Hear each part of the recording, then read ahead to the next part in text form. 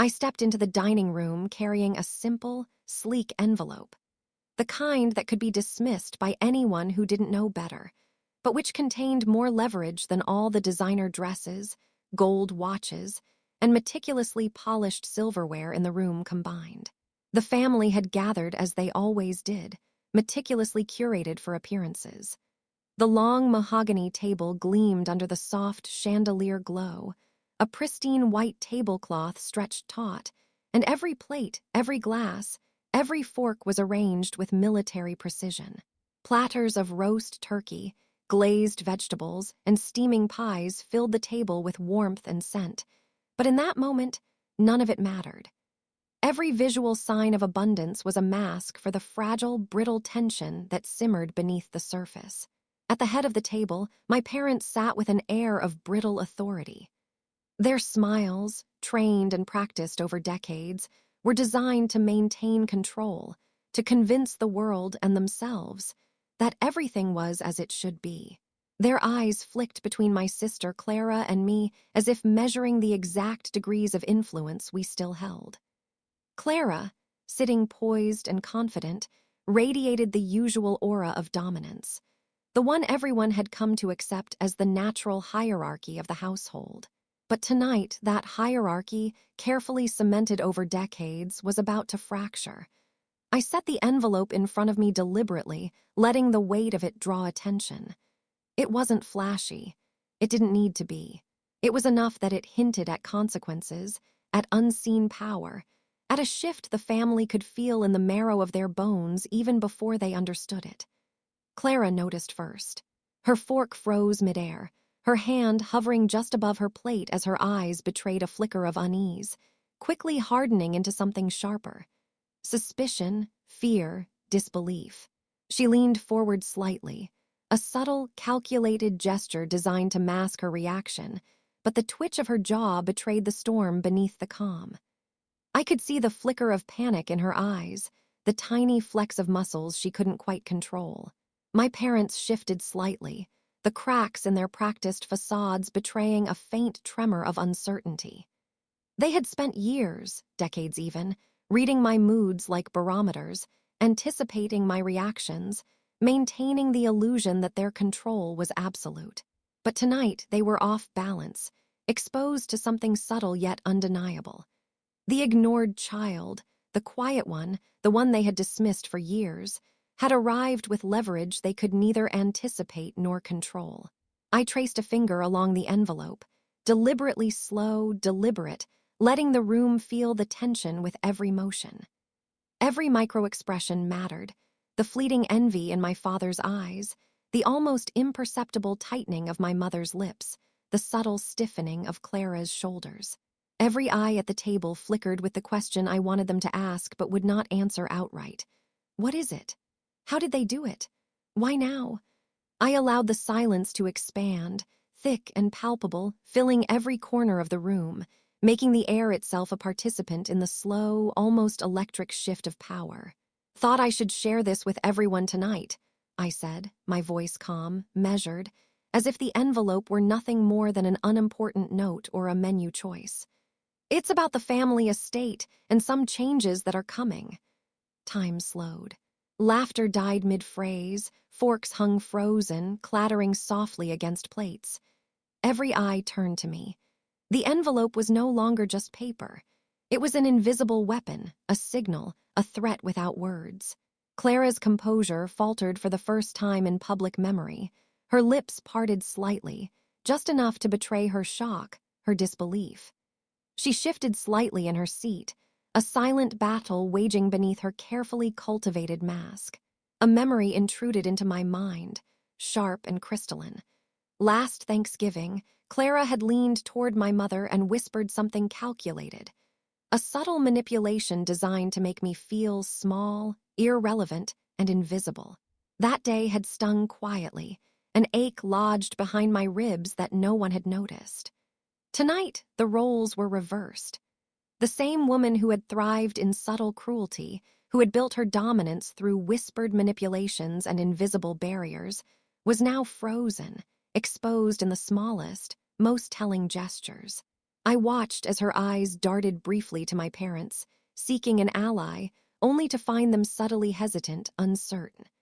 I allowed myself a faint, controlled smile, not mocking, not triumphant, but calm, deliberate. "It's amazing what a little planning can do," I said softly, letting the words hang in the air like a challenge wrapped in civility. Clara's jaw dropped incrementally, a subtle but undeniable crack in her armor. My parents exchanged a glance so small most would miss it, but to me it was a signal. They recognized, even if dimly, that the child they had overlooked, dismissed, and underestimated had returned not only whole, but armed with leverage they could not ignore. I did not open the envelope. Not yet. That would come later.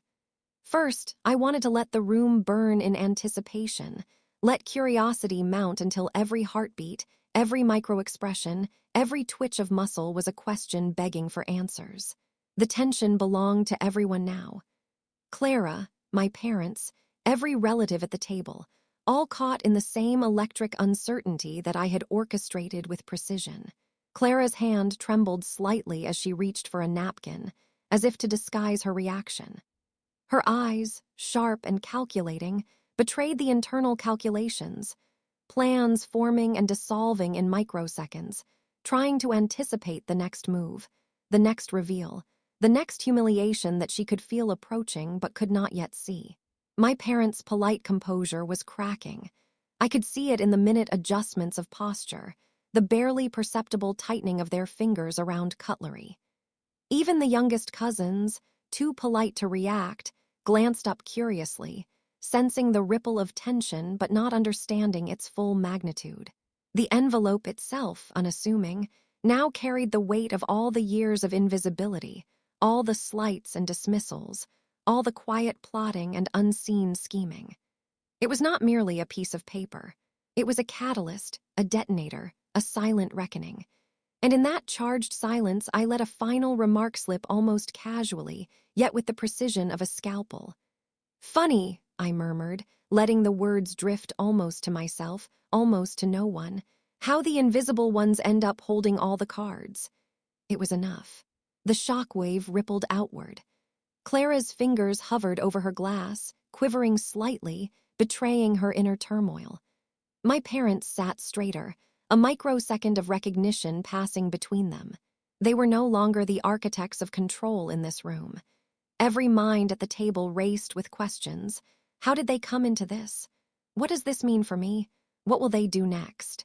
And I felt it too, a rush of vindication, tempered with calculation.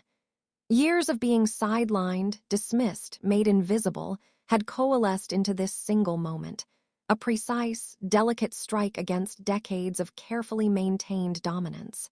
The envelope remained unopened, unassuming, lethal. A spark had been struck, and the subtle fire of anxiety, envy, and curiosity was spreading through the family with every heartbeat, every glance, every suspended breath. Clara's whisper barely reached my ears, trembling with disbelief and accusation. How did you?" I let her words dangle, unfinished, because the story, the real story, would not be revealed tonight. That would unfold slowly, deliberately, over the coming days, months, and perhaps years. Tonight was the ignition, the first crack in the family's carefully constructed facade. Dessert arrived, but no one touched it with the same casual ease. Plates sat untouched, conversations stammered, and polite smiles were brittle, artificial. I could see, with perfect clarity, the questions burning in every eye, mirroring my own. How far will they go to reclaim control? And how far am I willing to go to ensure this is the Thanksgiving that finally changes everything?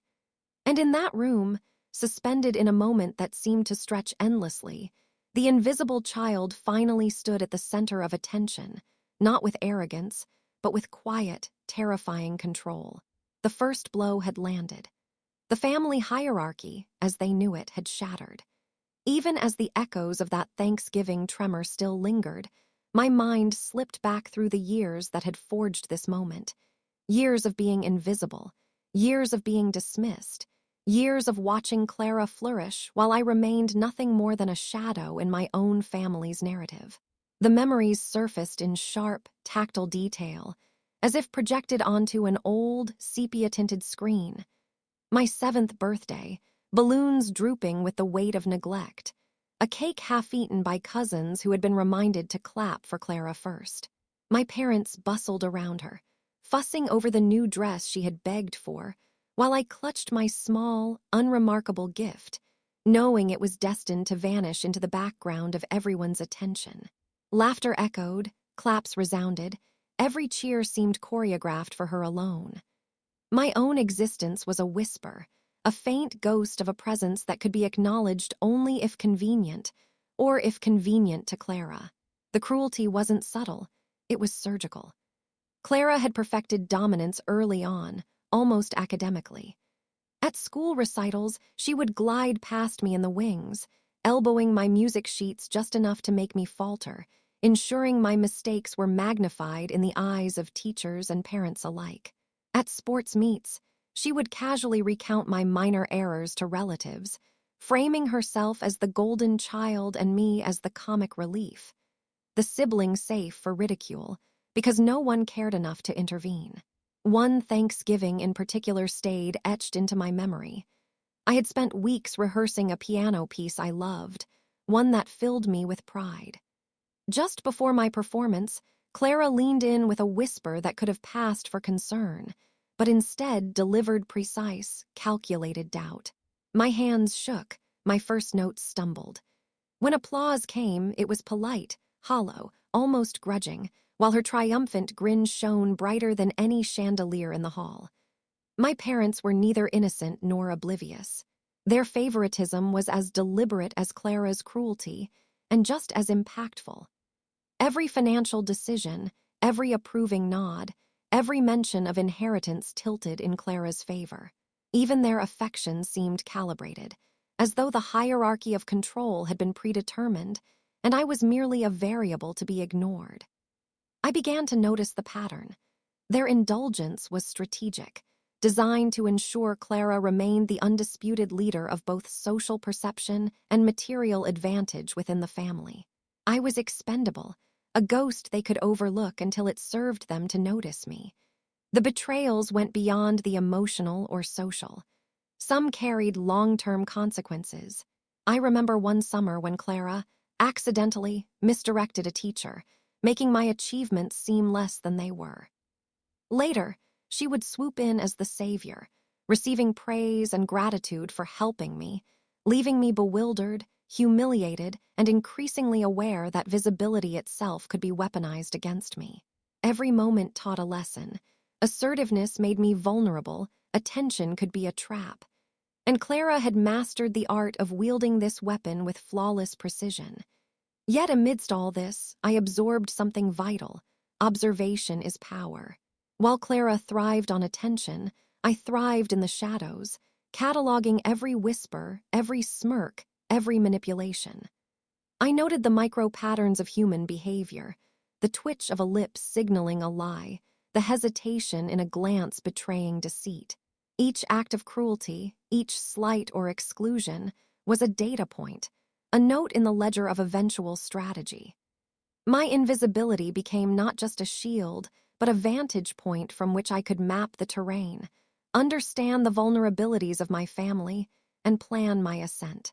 Other players existed too, cousins, friends, even teachers who, consciously or unconsciously, abetted her schemes. Some were enchanted by Clara's charm, some intimidated by her presence, others simply indifferent. Each act of complicity, each silent laughter at my expense, reinforced a fundamental truth. The family's hierarchy was never rooted in fairness, talent, or morality. It was perception, manipulation, and the unchallenged assertion of dominance. Within this rigidly skewed structure, I was the perennial underdog, dismissed, underestimated, ignored, but watching. I remember the small, subtle cruelties that left invisible scars. Hidden notes suggesting I was unworthy of attention, photographs carefully staged to push me into the background, stories repeated to relatives that twisted my achievements into ridicule. Clara orchestrated every element of perception to make my failures public and my successes invisible. Nothing was accidental. Each humiliation was both private and performative, meticulously timed to reinforce her control. Yet every slight became fuel. Every whispered humiliation, every carefully staged embarrassment became data points I absorbed. By the time I reached adolescence, I had learned to anticipate, to predict, to prepare.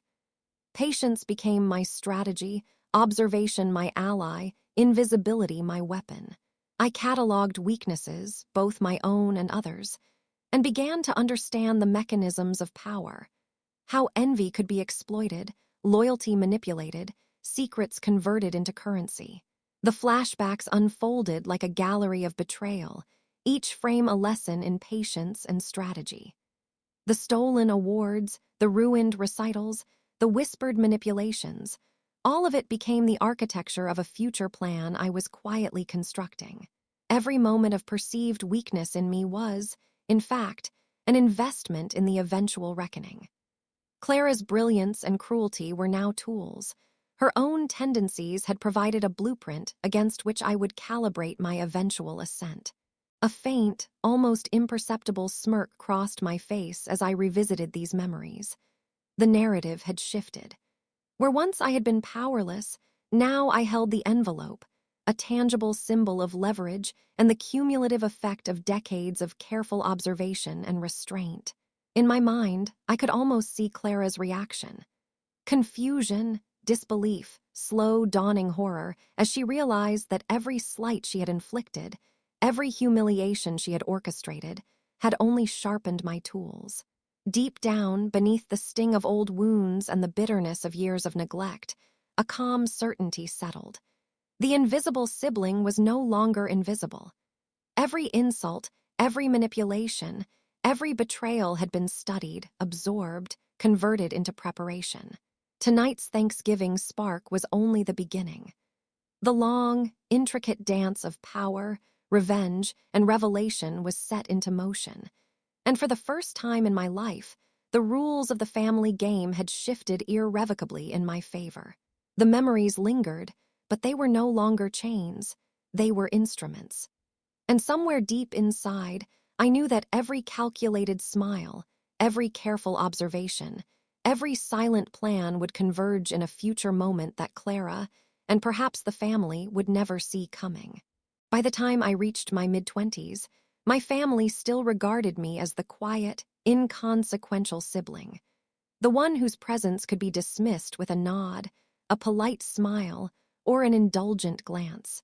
To them, I existed as background noise, a soft echo that could be ignored as easily as the wind rustling through the leaves outside their perfectly curated home. What they didn't realize was that beneath that calm exterior, I had been quietly, relentlessly building something far more formidable than they could ever imagine.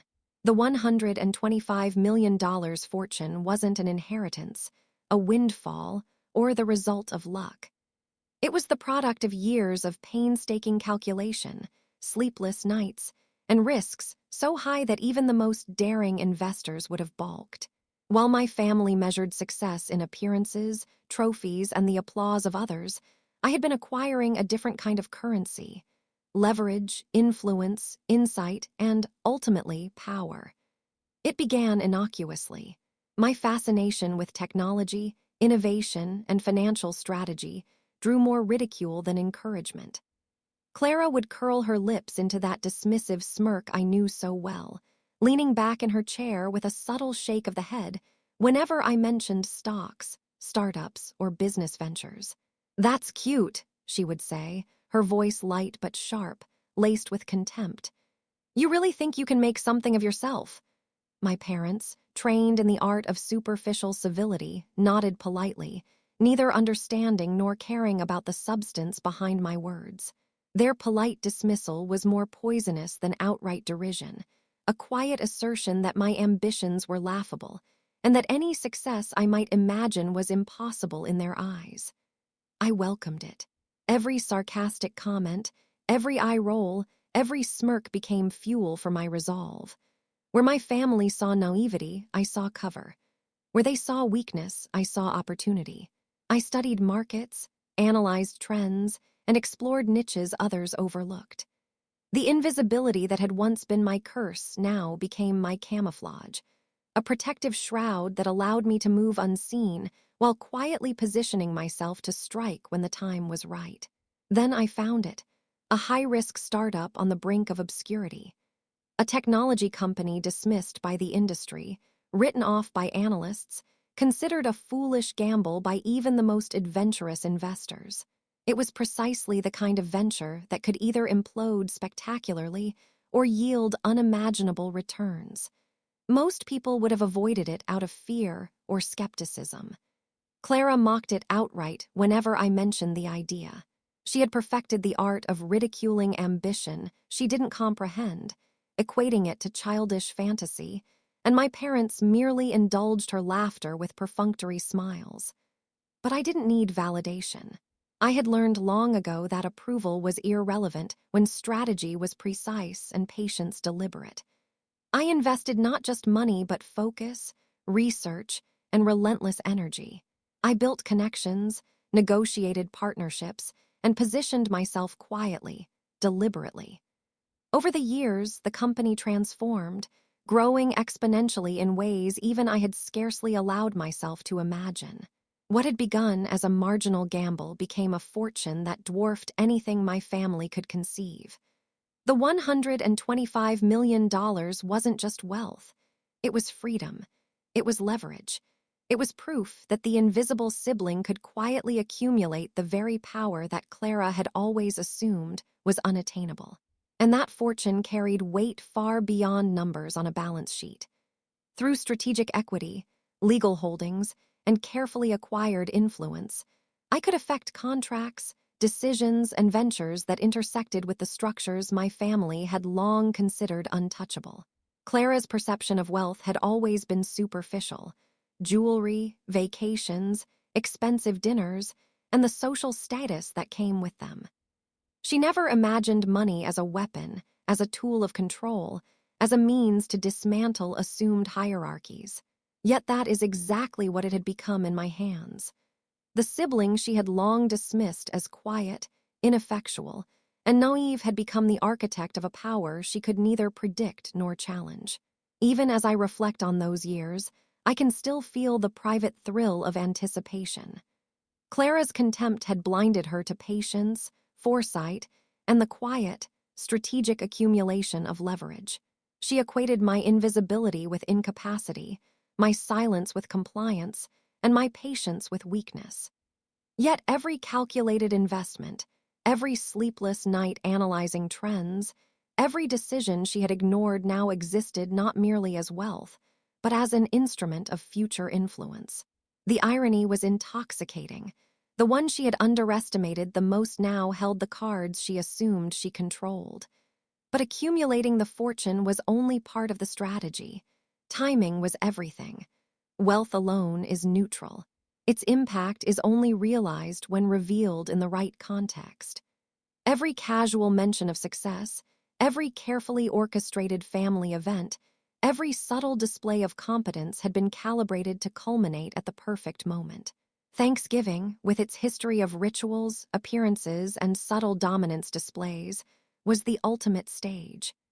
The envelope in my hand that night, filled with documentation, legal holdings, and proof of influence, was not simply symbolic. It was the physical embodiment of control. Each fold of paper represented years of silent maneuvering, a chess piece in a game my family didn't even know existed. The stakes had escalated far beyond childhood slights or petty humiliations. This was no longer about emotional dominance or familial approval.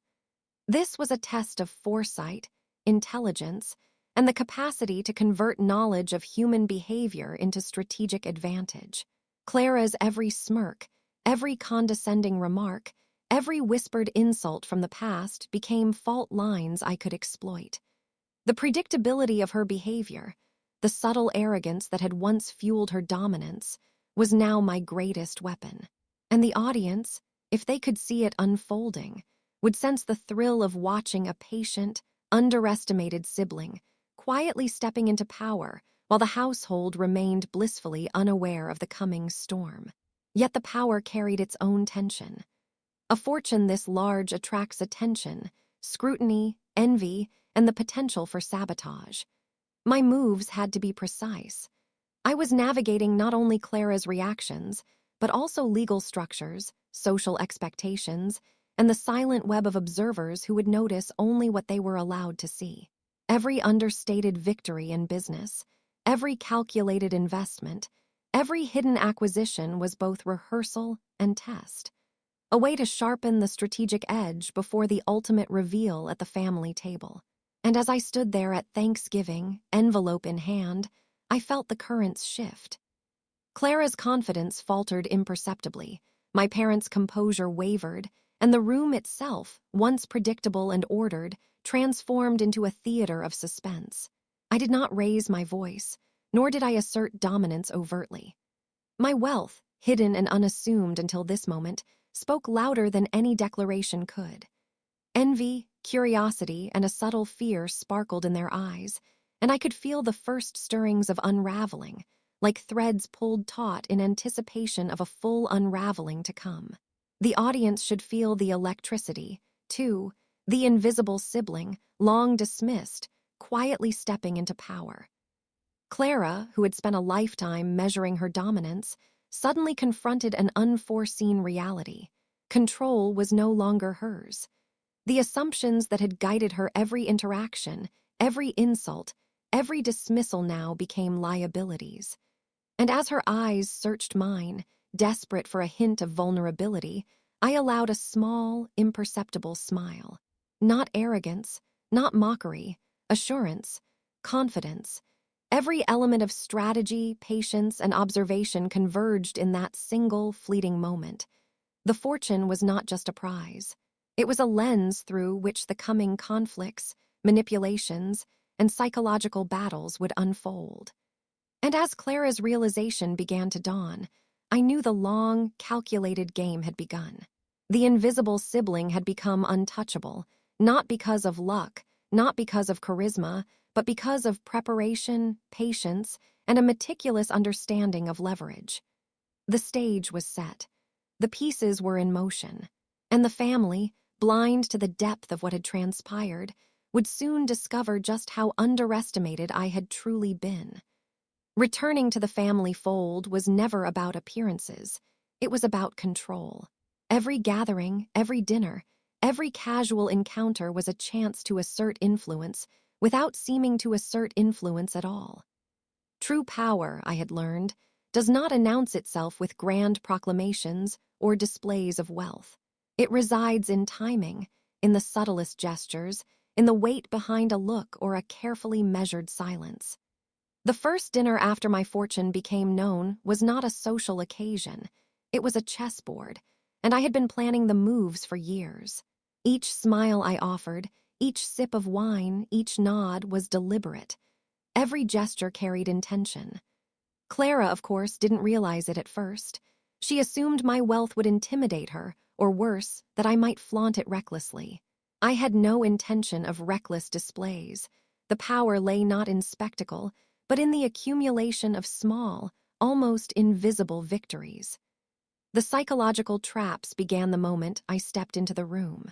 I would casually correct minor inaccuracies in family stories, pointing out contradictions that subtly undermined Clara's recollections without ever appearing confrontational. A half-remembered anecdote about a vacation. I would remark on a tiny detail she had misremembered. A shared memory twisted to highlight her version of events. I would clarify an overlooked nuance, leaving everyone else to wonder who had been correct. Each comment, carefully framed, planted seeds of doubt not only in her mind, but in the minds of cousins, friends, and even parents. Clara's micro-expressions betrayed her slowly, tightened lips, a fleeting twitch of the jaw, eyes flicking toward me in rapid, calculating glances that mingled curiosity with panic. She had always controlled the narrative. Now the narrative controlled her. I worked in layers.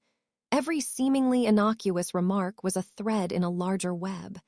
A compliment here, a gentle correction there, nothing ostentatious, nothing overt, yet each interaction chipped away at her confidence. I would praise a distant cousin for a clever observation, then casually interject with a subtle correction that revealed a deeper understanding. Every family anecdote I questioned or reframed did not seem like a challenge. It seemed like attentiveness. A quiet engagement that only those paying close attention would notice was a trap. Each moment of subtle contradiction became a psychological weight she couldn't easily shake. The audience, watching this unfold in real time, would feel the tension coil, tightening with each imperceptible shift. Clara's reactions were initially restrained, but loaded with signals. A flicker of an eye roll, a minuscule stiffening of her posture, a tightened jawline. These were the cracks forming in her armor. She didn't yet realize that her instinct to dominate was being weaponized against her. The psychological tension spread through the room almost imperceptibly, like smoke seeping into a room before anyone notices its presence. My parents, trained to monitor and manage every mood, also began to show subtle fractures in composure.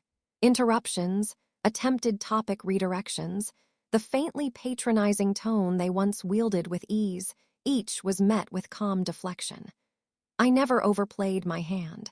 Instead, I allowed their responses to reveal their assumptions, doubts, and unspoken fears. Every measured smile, every nod of acknowledgement, every story recounted with precision became a demonstration of quiet dominance. The genius of this strategy was its invisibility. To outsiders, I was polite, attentive, and modest. But each interaction was a calculated maneuver, an invisible chess move designed to make Clara misstep without her ever realizing the board had changed. She began second-guessing herself. Subtle signs of panic emerged in ways she could not consciously control. Laughter at inappropriate moments, hesitation before speaking, small fumbles in her carefully crafted anecdotes. The audience would sense these shifts immediately. The thrill of watching someone powerful begin to fracture under invisible pressure. Social dynamics became tools to further erode her influence. Conversations were structured to highlight my competence while simultaneously drawing attention to her uncertainty. I let a cousin suggest an opinion, then reinforce it with a quiet insight that only I seemed to notice. I allowed a friend's comment to subtly contradict her memory, planting just enough doubt to make others question her authority. Every minor revelation, every slight correction, every understated victory was carefully catalogued, not just for immediate effect, but for the cumulative impression they would leave over time. Even the parents, guardians of the household hierarchy, could not escape the subtle shifts. Their attempts to assert control, interrupting me, steering topics, subtly questioning my decisions, were neutralized through calm deflection, measured responses, and selective acknowledgement. Each subtle correction or clarification I offered became a quiet assertion of competence, undermining their assumptions without ever appearing confrontational. The house of cards they believed they had constructed around Clara's dominance was beginning to wobble. By the end of the evening, Clara's agitation was almost tangible. The small gestures, fingers tapping against the table, shoulders stiffening, forced laughter at comments that had previously delighted her, signaled a dawning awareness that the balance of power had shifted. She could feel it, but she could not identify its source. The beauty of this approach was in its invisibility. The erosion of control happened quietly, methodically, imperceptibly, leaving her desperate and uncertain. The audience would feel every tremor, every micro-expression, sensing the growing imbalance in a room that had once seemed perfectly stable. I allowed myself a faint, inward smile. The reintegration wasn't about reclaiming attention or overt triumph. It was about dismantling the old order, piece by piece, without ever revealing the full extent of my hand. Every minor correction, every understated observation, every seemingly accidental contradiction contributed to a larger tapestry of psychological advantage. Clara, once the master of influence, was now navigating a world subtly reshaped by someone she had dismissed for decades. As dessert was served and conversation meandered toward mundane topics, the room remained charged with a tension that no one could articulate. Clara's confidence, once unshakable, trembled imperceptibly. My parents' composure showed hints of strain, and the other family members, sensing something intangible but failing to pinpoint it, were drawn into the unspoken drama. I had become the quiet force they all underestimated.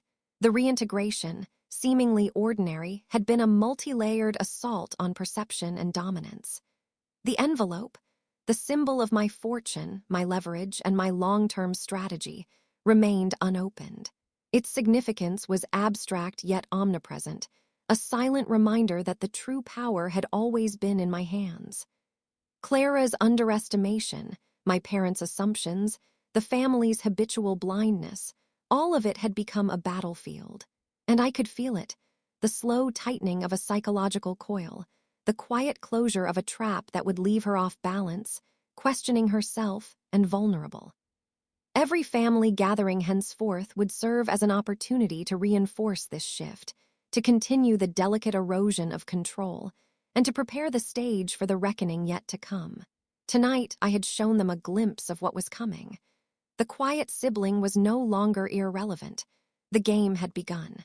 It wasn't long before the first tremors of challenge rippled through the family. A quiet test, subtle in its presentation, yet heavy with intent. My parents approached under the guise of concern, the language of care masking the steel beneath. Questions about investments, casual suggestions about family projects, probes into career decisions, all cloaked as guidance, yet carrying the unmistakable undertone of authority. This was the dance they had mastered for decades. Soft nudges to remind the lesser child of the hierarchy, to see if I would flinch, to watch for the habitual plea for approval I had once offered freely. They believed experience alone would keep me compliant. That years of invisible submission had conditioned me to fear contradiction. They were wrong. Every word I spoke was now a weapon, a mirror reflecting their overreach and turning it into a quiet, surgical humiliation. It began with my father. He leaned in during a casual discussion about a minor family investment, words carefully framed with deference, yet heavy with the implication. "We could really use someone with your experience," he said, his tone calibrated to suggest both politeness and expectation. I smiled, a careful smile, warm enough to disarm, measured enough to conceal the storm beneath. "I appreciate that," I replied smoothly, "but I've reviewed the projections. There are inefficiencies that could compromise long-term returns. I've prepared alternative strategies that mitigate risk and optimize performance." The phrasing was innocuous, professional, but each word struck precisely. I hadn't just rejected his attempt to assert authority. I had reframed it entirely. Authority, once theirs to wield unquestioned, now belonged to me in subtle, undeniable ways. Clara, who lingered at the edge of the conversation like a predator sensing disruption in her territory, froze almost imperceptibly. Her eyes narrowed, lips pressed just slightly tighter, jaw muscles flexing with the effort to maintain composure. The flicker of panic she could not fully conceal was a symphony of triumph in my mind. She had always believed competence and control were her domain, her birthright. To see me dismantle a subtle assertion of dominance without raising my voice, without confrontation, was a shock she had not prepared for. I could almost feel the gears turning behind her eyes, a frantic calculus as she tried to understand how I had acquired the knowledge, foresight, and confidence to neutralize their soft power so effectively. Then came my mother's approach, the subtler, more insidious maneuver. She spoke of loyalty, of family values, of past investments of care and guidance, each word chosen to stir doubt, guilt, or compliance. "We've always tried to guide you," she said softly, eyes glimmering with a mixture of love and expectation. "You know how much we've invested in your growth." Her tone suggested warmth, yet beneath it was a weaponized attempt to remind me of dependency, to provoke the familiar pang of obligation I had carried for decades. I listened, nodded, allowed the pauses between sentences to stretch, let each word linger. Then, without confrontation or overt resistance, I highlighted minor inconsistencies in her reasoning. Dates that didn't align, assumptions that lacked grounding, subtle gaps in logic that undermined the authority she thought she wielded. I did not argue. I did not raise my voice. I let precision, knowledge, and measured observation dismantle her narrative in real time. Micro-revenge is most potent when invisible. No raised voices, no overt accusations, no dramatic gestures. Instead, it works quietly, a surgical erosion of dominance that leaves scars imperceptible to the untrained eye. Clara's envy ignited in these silent spaces. A lingering gaze, a twitch at the corner of her mouth, a nearly imperceptible shiver in her voice as she attempted to interject. I catalogued every subtle betrayal of composure, storing each gesture, glance, and hesitation as ammunition for later encounters. The atmosphere became taut, electric, like a room where every molecule vibrates in anticipation. The hierarchy had shifted, yet no one could articulate why. Each subtle victory was cloaked in calm professionalism. To an outsider, it might appear as normal conversation, courteous debate, or thoughtful discussion. But the careful audience, the one attuned to power, manipulation, and nuance, would see the delicate scaffolding of strategy, the framing of competence, the careful challenge of assumptions, the silent assertion of authority. Every sentence, every pause, every small reframing chipped away at their sense of control. Clara, accustomed to unquestioned dominance, could feel the ground shifting beneath her feet, yet lacked the awareness or tools to resist. Patience was my weapon. I never overextended, never revealed the full measure of preparation behind each response. Each response was a test, each acknowledgement a subtle counter, each strategic pause a trap laid meticulously. I watched Clara falter, saw her recalibrate her tone, question herself mid-sentence, force smiles that felt brittle, and hesitate in a way that betrayed her inner panic. Each of these tiny fractures reinforced the psychological hierarchy reversal. I was no longer subordinate, no longer invisible, no longer predictable. By the end of the evening, the subtle warfare was unmistakable. Clara's agitation simmered just beneath the surface, her movements mechanical, her glances darting for confirmation. My parents' attempts to reassert authority, once effortless, were now met with calm, deliberate deflection.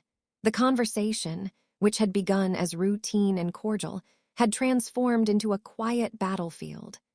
The tension was palpable, almost tactile, as if the room itself were holding its breath. The invisible sibling, once dismissed as inconsequential, had become a quiet storm, an unassuming force capable of eroding decades of established power. The audience, if watching through my lens, would feel a deep satisfaction.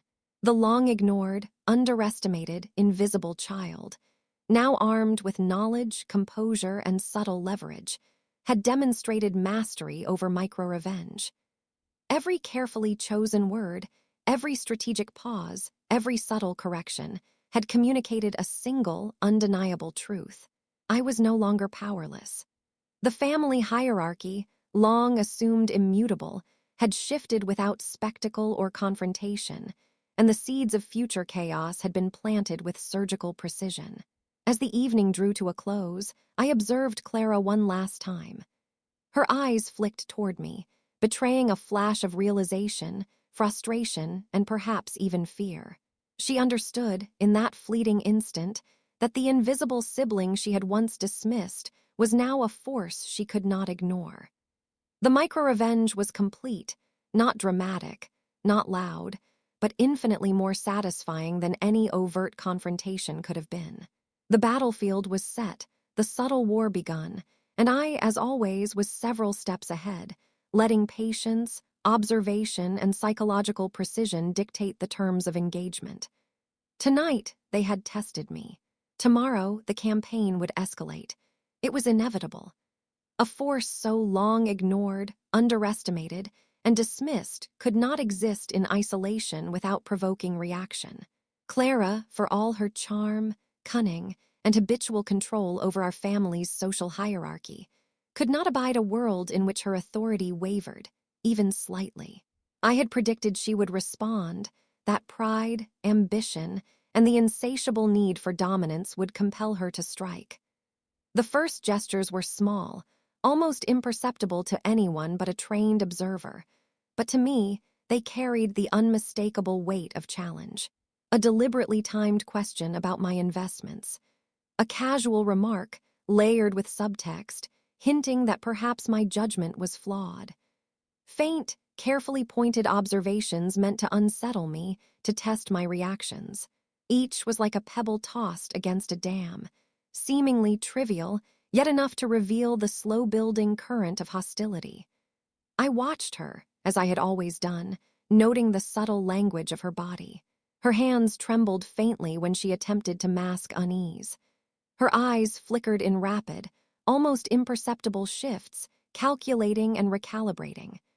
Her head tilted just slightly, a subconscious adjustment as she measured my composure, my words, my micro-expressions. This was Clara in full form. A strategist, a manipulator, a predator. But now she faced a reflection she had never encountered. An equal, unflinching, and impossibly patient. She began to weave a web of whispers, subtle insinuations meant to undermine my credibility in the minds of family members.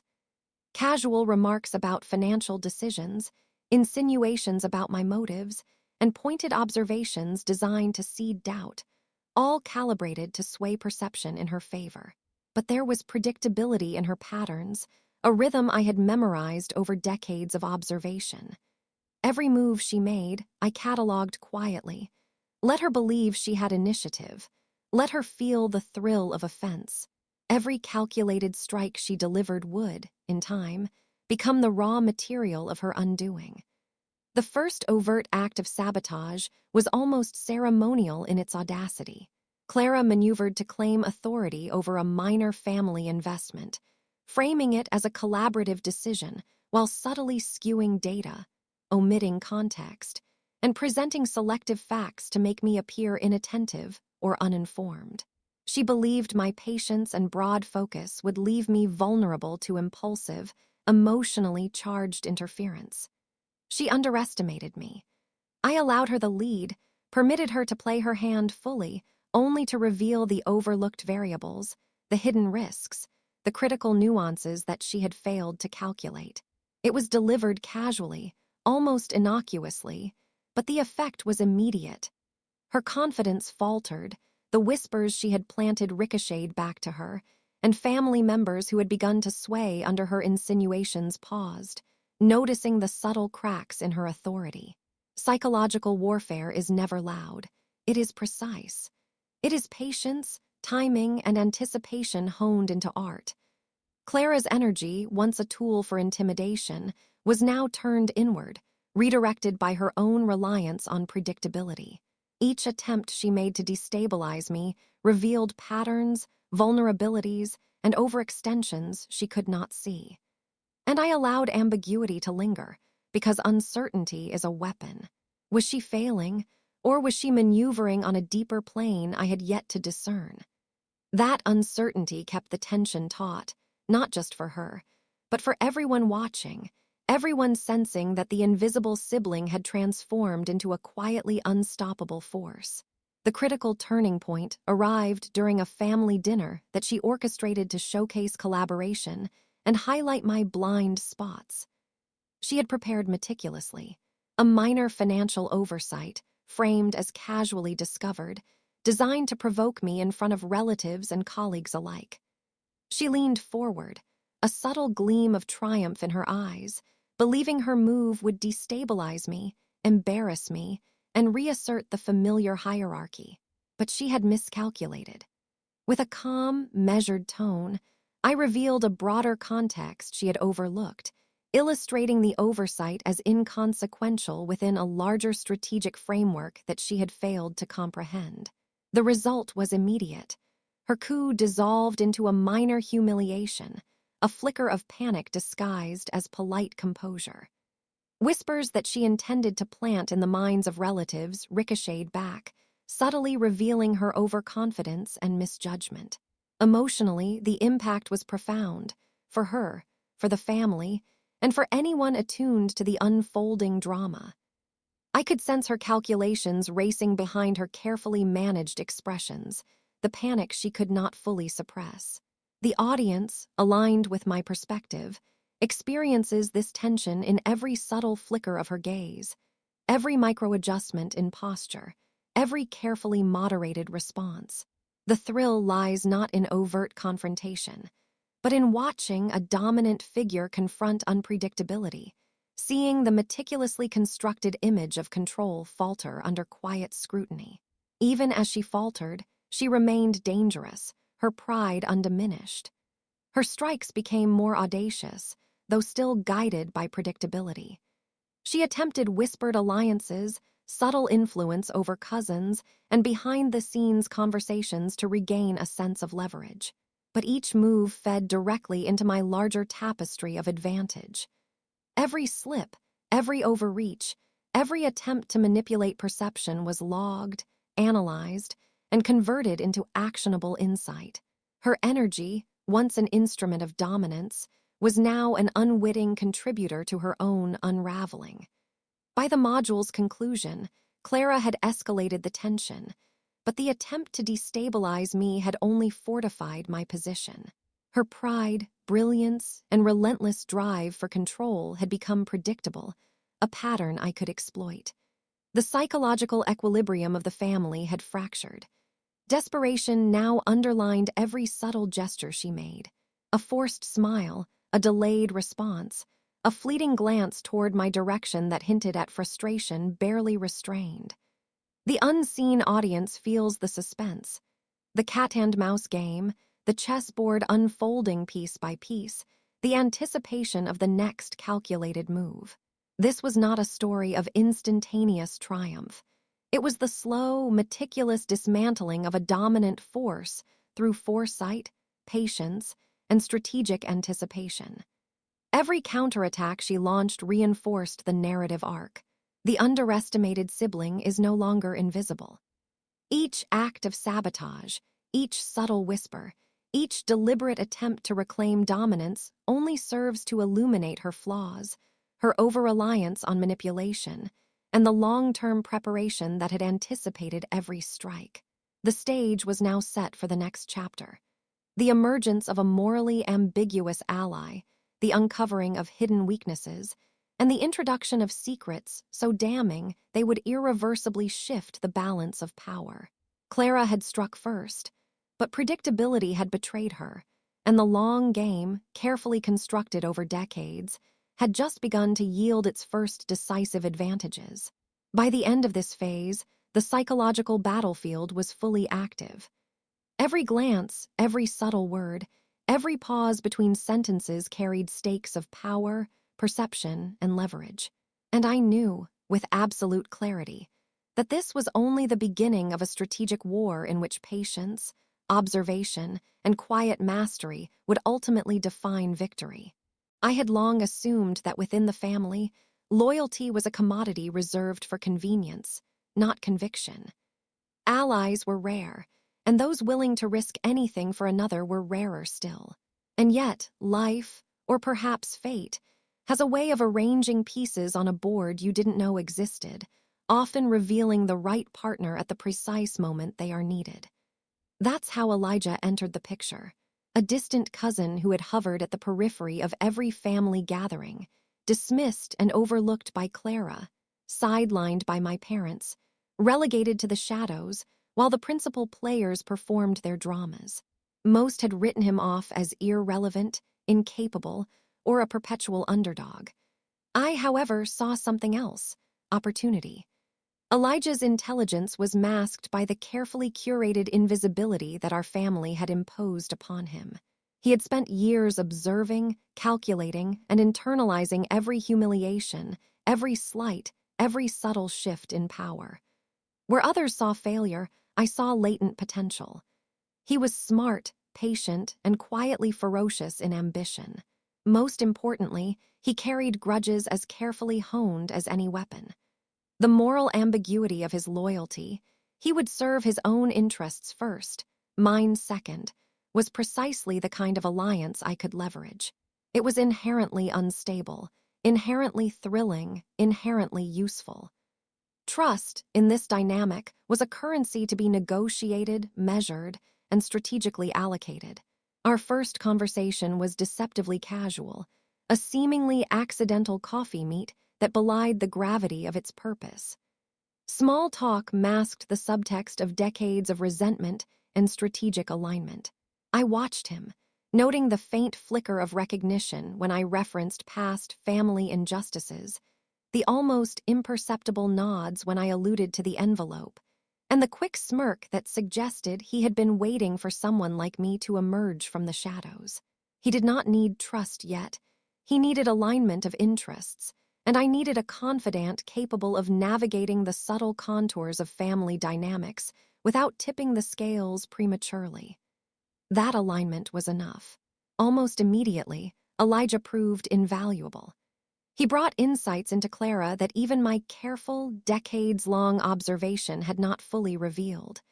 The ways she projected confidence, the rhythms of her manipulations, the subtle hierarchies she assumed would never be questioned. He confirmed them all. He even unearthed a thread in her financial history, a carefully concealed dependency. A minor, but legally binding, debt tied to clauses she assumed remained invisible. Small as it seemed, it was a thread that, when tugged, could unravel the narrative of her infallibility. The realization hit me in quiet satisfaction. Beneath the polish and poise, Clara's dominance rested on illusions, and with Elijah's assistance, those illusions could be exposed piece by piece. Yet, as with all morally ambiguous allies, Elijah brought risk. Every insight he offered came with a subtle agenda, every action a potential complication. His loyalty was measured against opportunity, his allegiance shaped by self-interest. This made the alliance both powerful and unpredictable. Relying too heavily could create exposure, ignoring him could waste leverage. It was a delicate dance, a psychological negotiation, a chess game played in whispered tones and fleeting glances. Suspense hung in every interaction. The audience senses the precarious tension, knowing that each shared insight could either tip the balance decisively or backfire catastrophically. The first test came sooner than expected. During a discreet family gathering, I deployed Elijah strategically. A seemingly innocuous question about a minor investment became the conduit for him to reveal a subtle financial inconsistency in Clara's affairs, enough to plant doubt without exposing the full strategy. He framed it as casual observation, yet it carried weight. Clara's reaction was instantaneous, barely suppressed. A flicker of panic in her eyes, a hesitation in speech, a subtle tightening of her posture. My parents, observant but not omniscient, noticed the tension but couldn't trace its source. The scene was set. The audience, drawn into the unfolding drama, feels the pulse of suspense, the thrill of rising uncertainty. With Elijah, the narrative shifted. No longer was I merely reacting to Clara's moves. I was uncovering the invisible scaffolding that had sustained her authority for decades. Every vulnerability he revealed, every whispered secret he shared, became a thread in the larger tapestry of leverage I was weaving. What had seemed like a simple family dynamic, a hierarchy of charm, wit, and inherited power, was in fact a fragile edifice built on assumptions, fear, and meticulously cultivated perception. The revelation of these structural weaknesses, combined with precise, understated exposure, became a psychological hammer capable of reshaping the landscape without ever raising a hand. Our alliance also carried a thrill of moral ambiguity that heightened tension. Elijah's motives were not altruistic. They were intertwined with personal vendetta. Yet, paradoxically, that made him both dangerous and reliable. Each of his actions served dual purposes, advancing my strategy while simultaneously advancing his own clandestine agenda. The audience senses this duality, experiencing both excitement and apprehension. Every whisper, every carefully framed comment, every strategic intervention could amplify our advantage or introduce chaos. The unpredictability kept Clara off balance, ensuring that the balance of power could never stabilize long enough for her to regain dominance. As the weeks progressed, the impact of this hidden alliance became increasingly tangible. Clara's composure wavered in private moments, her confidence faltered in the presence of subtle nudges, and her over-reliance on predictability exposed gaps that had never been exploited. Every calculated revelation, every carefully managed whisper, every strategically positioned observation deepened her unease. She sensed a new layer of complexity in the battlefield, a hidden intelligence she could not see, and her frustration, though contained, became palpable. The audience experiences this tension intimately. The thrill of seeing a previously untouchable figure confronted by invisible hands, the anxiety of each strategic gamble, and the quiet inevitability of the long game reaching a new phase. By the module's conclusion, Clara's perception of control had weakened further. She remained dangerous, cunning, and relentless, but now there were forces in motion she had neither anticipated nor fully understood. Elijah's presence was invisible, yet potent, like a whisper in a room filled with assumptions, like a shadow shaping the play of light. Every subtle miscalculation she made now carried consequences amplified by unseen eyes. The audience, aligned with my perspective, feels the thrill of the unfolding strategy. The stage is set for a series of calculated humiliations, public and private, designed to destabilize her authority and escalate the tension to emotionally and psychologically intense levels. In these moments, I felt a quiet satisfaction. Clara, the architect of decades of dominance, was beginning to recognize the complexity of the game she had underestimated. The combination of my patience, foresight, and Elijah's morally ambiguous intelligence created a dynamic she could neither fully predict nor contain. And in that calm, controlled awareness, I understood the subtle power of this phase. The alliance was not a declaration of brute force. It was an intricate network of leverage, secrecy, and timing, capable of reshaping the balance of power without a single overt confrontation. By the end of this chapter, the family hierarchy had shifted invisibly but irreversibly. Clara's dominance, though still present in outward appearances, was now fragile, punctuated by doubt, anxiety, and the knowledge that unseen forces were moving against her. The audience feels this tension, sensing the looming escalation, the subtle machinations, and the silent inevitability of the next phase. A confrontation so precise, so psychologically orchestrated, that every secret revealed, every alliance leveraged, and every miscalculation she makes will bring her closer to a reckoning she cannot anticipate. With Elijah's intelligence and years of personal observation as my foundation, the time had come to turn subtle preparation into visible, undeniable psychological leverage. Humiliation, I had learned, need not be overt to devastate. It thrives in nuance, in the invisible pressures that force the target to confront their own vulnerabilities in public, while appearing entirely natural to outsiders. Clara had built her empire of influence on charm, intimidation, and a carefully curated narrative of infallibility. My strategy wasn't to tear that down with brute force. It was to corrode it incrementally, invisibly, using the very mechanics of her dominance as instruments of her undoing. The first strike unfolded during a seemingly mundane family brunch, where Clara naturally assumed the role of social conductor, orchestrating conversation, doling out advice, and offering subtle critiques while maintaining the illusion of warmth and authority. I inserted myself into her current with precision. A correction here, a counterpoint there, each phrased so neutrally that no casual observer could detect malice. Yet each remark was a probe, a calculated spotlight on a tiny inconsistency, a contradiction she had forgotten or assumed was safe. To her, it was a reminder that every statement, every boast, every manipulation she had executed in the past was catalogued, scrutinized, and weaponized. The second maneuver targeted hypocrisy, an Achilles heel I had been quietly tracking. During a discussion of investments, I referenced a principle she had long preached as wisdom. I didn't accuse her, didn't use her name. Instead, I positioned it within a neutral anecdote that exposed her failure to adhere to her own advice. Her composure faltered for the briefest moment. A subtle clench of fingers under the table, a micro-expression that lasted barely a heartbeat, yet spoke volumes. I watched with the calm focus of someone who understood the value of psychological precision. The goal was not immediate shame, but the planting of doubt, both in her mind and in the minds of those around her. Social dynamics became my amplifiers.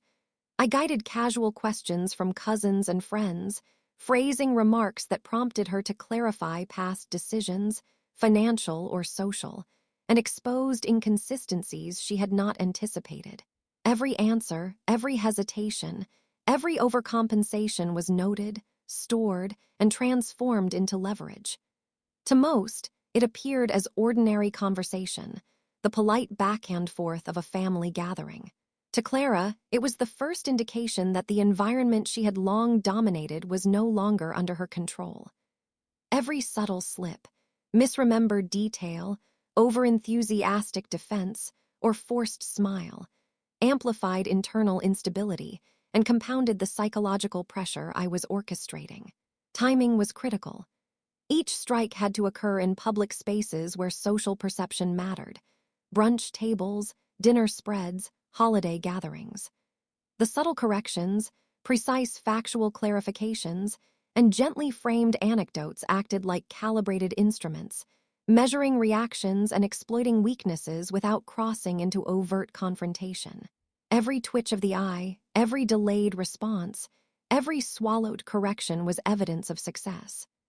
The audience, aligned with my perspective, experiences suspense at a molecular level, sensing the creeping erosion of Clara's meticulously constructed aura. Elijah's contributions amplified these effects. He provided details about minor but socially significant secrets. A forgotten obligation here, an overlooked social misstep there, moments of hypocrisy that could be revealed gradually and with subtlety. Nothing overtly incriminating, nothing that could provoke direct conflict, but enough to nudge perceptions of Clara's authority. The brilliance of this approach was that it leveraged the very social and psychological mechanics she had depended on for decades: admiration, fear, and unquestioned dominance.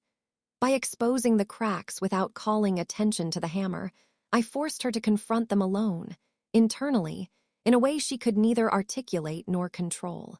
Psychological manipulation extended beyond facts. I engineered the perception of observation, cultivating the sense that her actions were under scrutiny by eyes she couldn't anticipate. Every comment, every adjustment of narrative, every question subtly prompted her to monitor herself more closely than she ever had before.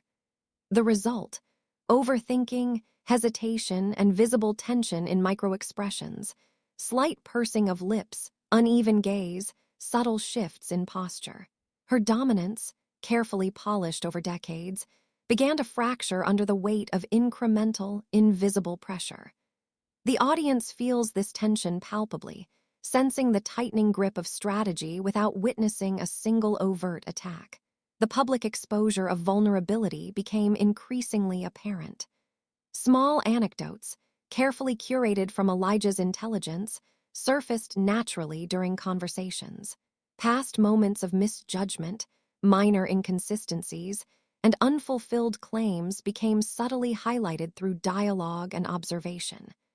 I ensured the delivery appeared accidental, even mundane, so that Clara could not respond overtly without seeming defensive. Slowly, the network of admiration she relied upon began to crack. Cousins, family friends, and even more distant relatives started questioning her competence in ways imperceptible to her, but glaringly obvious from my perspective. Each move compounded the previous, creating a cascading effect. Clara began to self-monitor constantly, filtering words before they emerged, overanalyzing reactions, hesitating before laughter, adjusting tone and posture mid-conversation. The unspoken rule she had long enforced, that her word was law, was undermined invisibly, psychologically. By the end of the sequence, she carried herself with the same poise outwardly, but the cracks were evident to anyone attuned. The slight tremor in a hand gesture, the forced smile before a correction, the hesitation that preceded every assertion. Even my parents, trained observers of social cues, noticed subtle deviations in her usual composure, though they could not pinpoint the cause. The genius of this strategy was its duality, both visible and invisible simultaneously. Outsiders saw a normal, even polite family interaction. Insiders, aligned with my perspective, witnessed a complete subversion of authority, meticulously executed. Clara, the sibling who had relied on charm, intimidation, and control, was now navigating a labyrinth she did not know existed. Every subtle humiliation, every minor exposure, every strategically deployed narrative created psychological turbulence she could not measure, much less counteract. By the close of this module, Clara's confidence was visibly eroded. She continued to participate, to speak, to maintain appearances, but the weight of doubt, the uncertainty of observation, and the creeping awareness of vulnerability had shifted the equilibrium irrevocably. Every glance she cast toward me, every subtle pause before speaking, every recalibrated smile, all bore the signature of calculated psychological pressure. And the audience, immersed in the narrative, feels the coil tighten. The once untouchable sibling, revered and feared, is now faltering, destabilized by precision, patience, and the invisible force of long-accumulated leverage. The stage is set for betrayal, exposure, and ultimate reckoning, the crescendo toward which every past humiliation, every micro-revenge, and every strategic alliance has been building. The psychological battlefield has been laid bare, and the next phase promises a revelation as devastating as it is inevitable. The months of careful observation, subtle nudges, and invisible pressure had finally reached a tipping point. What had started as imperceptible cracks in Clara's persona now threatened to splinter the family's delicate social architecture. Casual gatherings, once predictable and orderly, became stages of whispered tension and tentative glances. Words that had formerly passed unnoticed were now loaded with double meaning, interpreted through lenses of suspicion and shifting alliances. My parents, accustomed to the illusion of control, were visibly uneasy, their polite attempts at mediation increasingly forced, brittle, and ineffective. I could feel it. The hierarchy that Clara had long relied on was fracturing, each small misstep amplifying the stakes. Clara's response was immediate and predictable. Realizing her influence slipping, she began striking with aggression. Subtle whispers, carefully framed insinuations, and calculated manipulations were deployed to reclaim the loyalty of relatives quietly observing her faltering authority. She leaked fragments of information about my fortune, hinting at recklessness or opportunism, hoping to provoke doubt in others' minds. But each act of sabotage only highlighted her desperation. Every calculated smear, every whispered accusation became proof of her unraveling. She was fighting for control she could no longer fully command. The true fracture came unexpectedly, a reminder that even the most meticulous strategy is vulnerable to chaos. A peripheral relative, someone long considered neutral, delivered a minor revelation.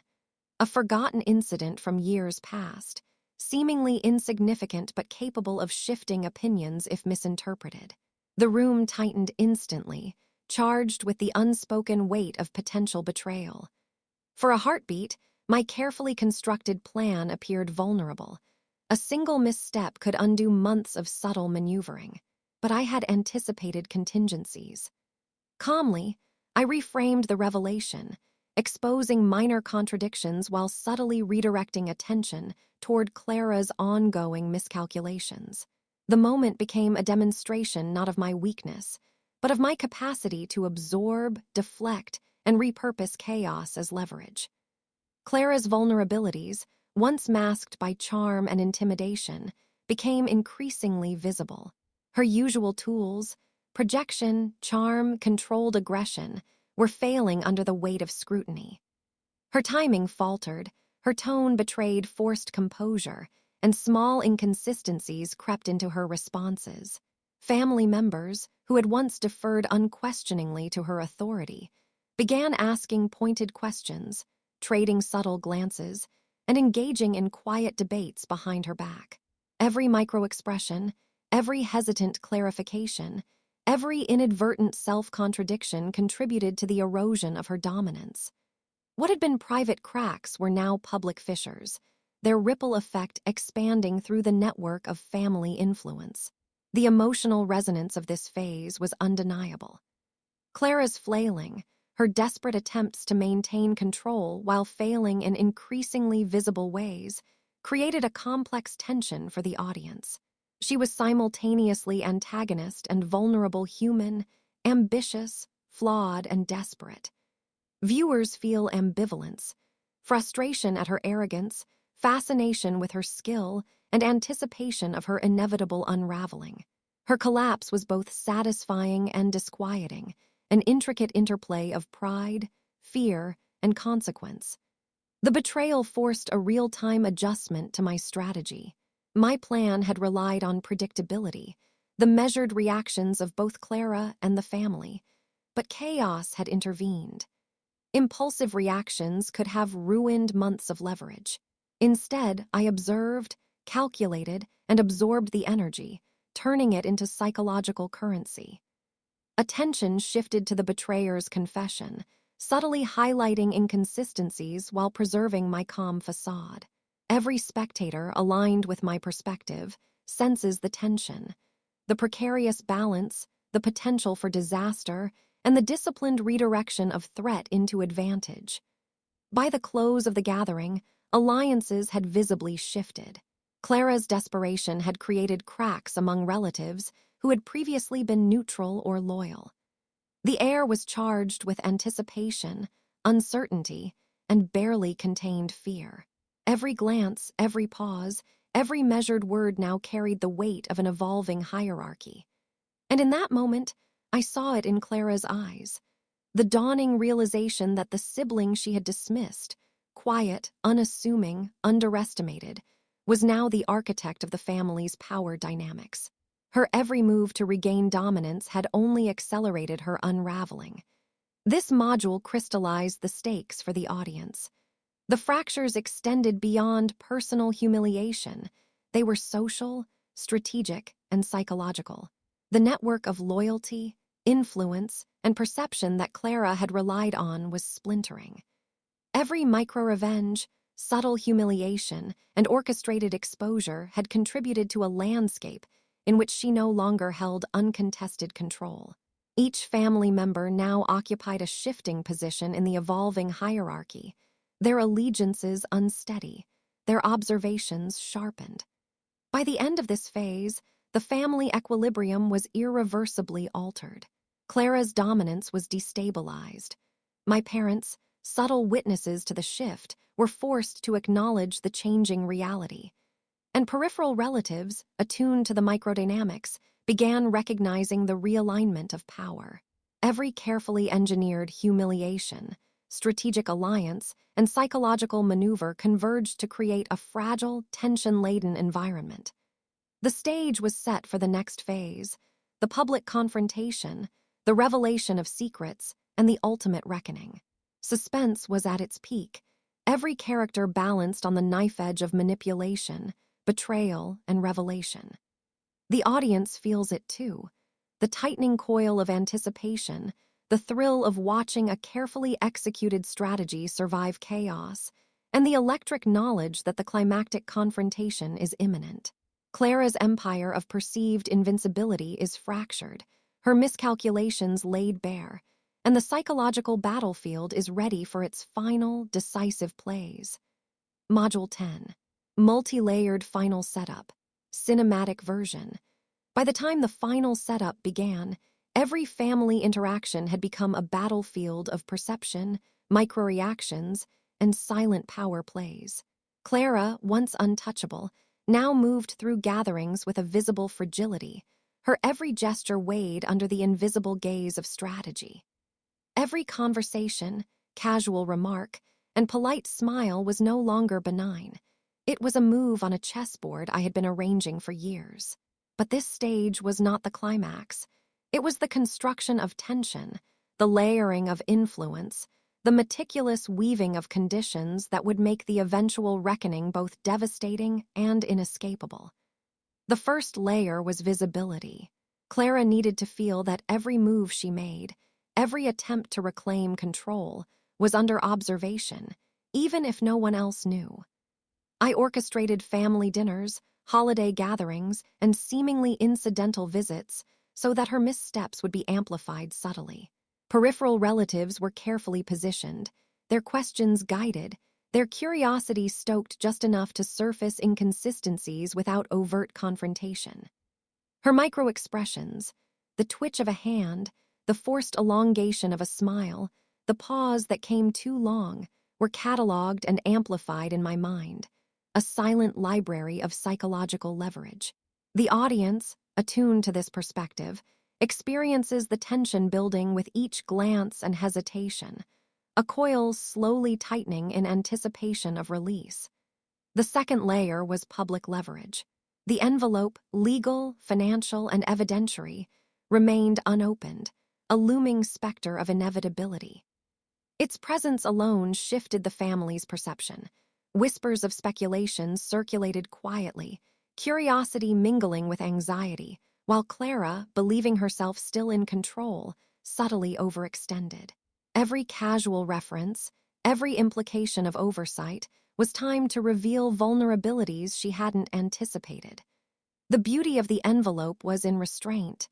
It was not the immediate weapon, but the promise of power, a psychological weight that guided her behavior into predictable overreach. Layer 3 was the orchestration of allies. Elijah remained critical, executing precise nudges that heightened pressure without revealing their origin. He prompted questions, highlighted historical inconsistencies, and occasionally surfaced minor revelations, creating a ripple effect that forced Clara to defend herself while subtly exposing flaws. His moral ambiguity amplified the tension. I could not rely on him blindly, but that unpredictability heightened suspense, keeping Clara and the audience on edge. Each minor maneuver expanded the invisible web of influence, ensuring that the family remained unwitting participants in the unraveling drama. The fourth layer was Clara herself, the central pivot of the setup. Her desperation became a tool. She began overcompensating, second-guessing her statements, correcting herself mid-sentence, and projecting control where none existed. Every micro-reaction, blink, throat-clear, subtle tremor in her hands, was catalogued, amplified, and woven into the narrative I had been constructing. Her performance, meticulously observed, became a spectacle of tension. Every flicker of panic, every faltering assertion, every whispered recalibration brought the audience closer to the moment when her carefully maintained facade would shatter. Financial, social, and psychological threads converged. Minor inconsistencies, casual remarks, and historical patterns that had seemed inconsequential months ago now coalesced into an undeniable mosaic of exposure. Clara's hypocrisy, her hidden dependencies, and overconfidence were juxtaposed against my precision, patience, and strategic foresight. Every prior humiliation, micro-strategy, and subtle manipulation now amplified the tension, ensuring that the forthcoming reckoning would feel inevitable, both satisfying and unassailable.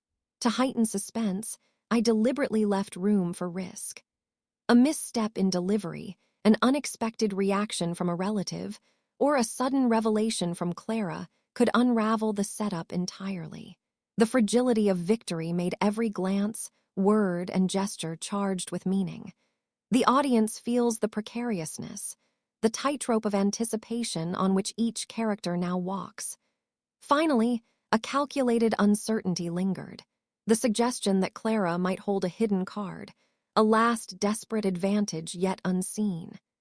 This ambiguity intensified suspense, forcing both the family and the audience to lean into every interaction, every detail, every pause. The stage was set, the pieces in motion, and the board was tilted toward confrontation. The payoff of years of patient observation, strategic leverage, and quiet manipulation loomed just ahead. The final act where every subtle move, every micro-revenge, and every fractured loyalty would collide in a psychological, social, and public reckoning of unparalleled intensity. The moment had finally arrived. Years of careful observation, subtle manipulation, and invisible psychological maneuvers converged into a crescendo that could no longer be ignored. The family gathered for a holiday dinner, a seemingly ordinary occasion now charged with nearly unbearable tension. Clara entered with her usual poise, or at least the poise she tried to project. Every handshake, every greeting, every calculated smile was an attempt to reclaim authority she had long assumed was hers. But the web I had woven around her was taut, ready to snap with precision. I began subtly, letting her missteps surface naturally. A distant cousin's innocuous question highlighted a minor contradiction in her recent statements about investments and contributions. To anyone else, it would have seemed trivial, but to Clara, and to the family attuned to the tension, it was a jarring reminder. Control was no longer hers. Her mid-sentence correction drew attention, her pause stretched just long enough to be noticed. The audience, witnessing the micro-expressions, felt the slow unraveling as if watching a tightrope fray under a careful, unrelenting gaze. Financial leverage came next. The envelope, symbolizing my years of patience, planning, and accumulation, sat in plain sight, unopened, yet charged with meaning. Its presence alone sent ripples of unease through the room. Every glance at it, every casual reference to long-term planning or inheritance became a psychological strike. Clara understood its implications. She could sense it was a weapon, but its restraint made it more potent than any overt attack. The audience experiences dual suspense, the fear of exposure and the anticipation of revelation intertwining with every glance and gesture. Then came the social humiliation, executed with precision. I recounted a story about a minor family project, framed around foresight and meticulous planning. Within the narrative, I casually revealed a detail that exposed Clara's prior exaggeration of her role, a subtle but verifiable misrepresentation. Her defensive correction only drew attention to the inconsistency, and I responded with calm acknowledgement, never confrontation. Every microreaction, from clenched hands to forced composure, amplified the spectacle of her faltering authority. The tension was almost palpable. The audience felt each crack in her dominance as though they were in the room with us. Elijah, my morally ambiguous ally, played his final role. He guided questions, introduced timely reminders of past events, and contrasted my measured authority with Clara's reactive anxiety. Each subtle maneuver intensified her exposure, isolating her while reinforcing my control. Suspense reached its peak. The audience watched the payoff of years of strategy unfold, yet lingered on the tantalizing possibility that Clara might still attempt a desperate countermove. The culmination arrived with understated clarity. I revealed the envelope's contents. Legal authority, financial independence, and evidence of strategic foresight confirmed my position. Clara's jaw tightened, her composure faltered. Even my parents, ever attuned to appearances, subtly acknowledged the shift in hierarchy without words. The ripple of tension, awe, and recognition created a psychological crescendo that no direct confrontation could replicate. Emotionally, the scene was charged. Clara's desperation, envy, and humiliation were palpable, while I maintained calm authority, the embodiment of invisible power realized. Yet the victory was complex. The audience sensed moral ambiguity, recognizing that relationships remained strained, subtle resentments lingered, and this triumph was born of intellect and patience rather than overt force. By the evening's end, the stage was clear. Clara had been publicly humiliated, her authority dismantled, her overconfidence revealed as weakness. Every micro miscalculation, every hesitation had fed into the payoff, leaving her exposed while preserving my position of strength. The audience felt both catharsis and lingering suspense. The primary revenge was complete, but the emotional, social, and strategic fallout would continue to reverberate. The high-stakes payoff was absolute. Social dominance reasserted, psychological tension resolved in my favor, and every carefully orchestrated move vindicated. Yet a quiet ambiguity remained. Clara might still harbor schemes, secrets, or minor advantages. The story was concluded, but the tension of human complexity lingered, leaving viewers satisfied, unsettled, and profoundly engaged. The house had grown quiet.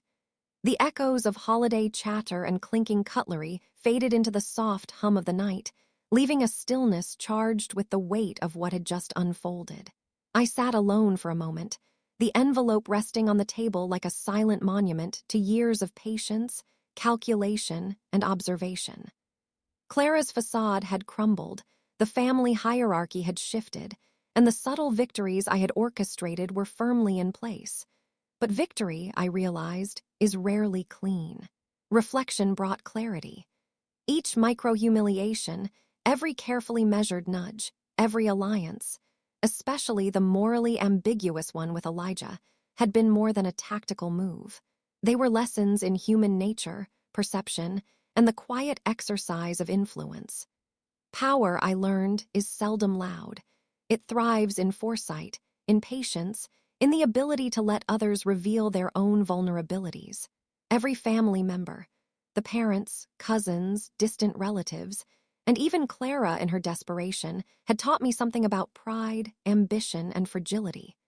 For the audience, this was not just a moral insight, but a deep, intimate exploration of long-game psychological mastery, showing that influence is earned slowly, observed silently, and applied strategically. Yet the triumph was bittersweet. Relationships I had once hoped to repair now bore permanent fissures. My parents regarded me with a mix of admiration, unease, and caution. Clara, though publicly humbled, remained complex, intelligent, ambitious, unpredictable.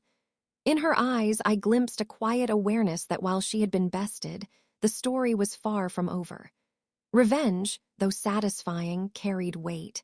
The understanding that ambition, pride, and resentment rarely fade entirely, even under the most precise orchestration. I also considered the ethical shadows of my methods. Each subtle manipulation, each psychological strike had been calculated, but not without moral complexity. My victories were real and tangible, yet they came at the cost of trust, intimacy, and ease. Power, once asserted, changes both the wielder and those around them. The audience, immersed in this reflection, feels both the exhilaration of victory and the burden it carries, the tension of triumph intertwined with the inevitability of consequence. The envelope remained in plain view, a quiet signal of authority, foresight, and leverage. It was both a culmination and a reminder. Control had shifted, but possibilities lingered.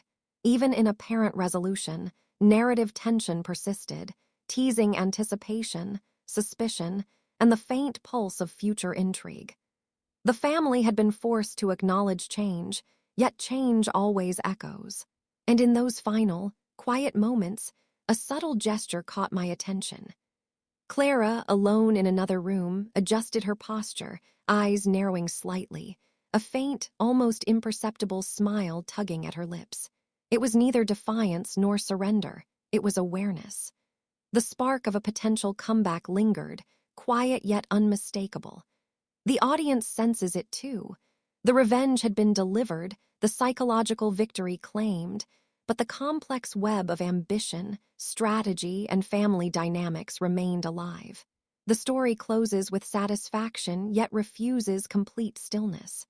It leaves an elegant tension, an emotional residue that lingers long after the final scene, an echo of strategy, subtle dominance, and the quiet art of earned revenge. Family, ambition, and human psychology remain complicated, unresolved, and profoundly compelling. The narrative is complete, but its pulse continues, teasing possibilities and leaving the audience with the thrill of what might yet unfold.